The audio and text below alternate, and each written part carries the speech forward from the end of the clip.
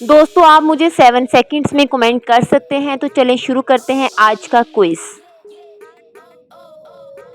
जी तो बताएं फिर 3 आंखों वाली और एक टांग पर खड़ी वो कौन सी चीज है जिसका कहना सब मानते हैं।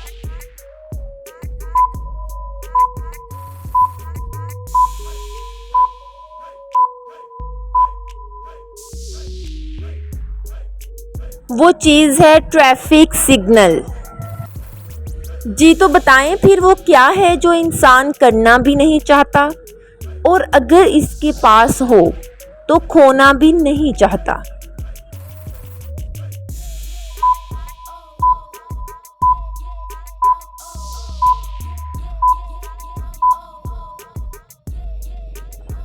जी तो ऐसी मुश्किल चीज है इंसान की जॉब यानी नौकरी।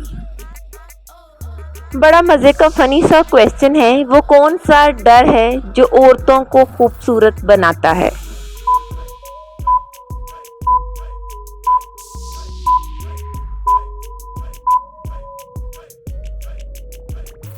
जी तो दोस्तों वो डर है पाउडर। चलें बताएं वो क्या है जो आप खो दें तो दूसरे खो देते हैं।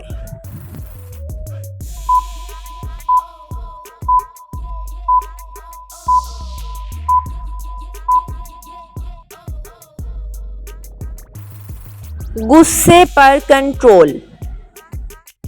चलें बताएं वो कौन सी जगह है जहां 11 में 2 जमा करें तो जवाब 1 आता है।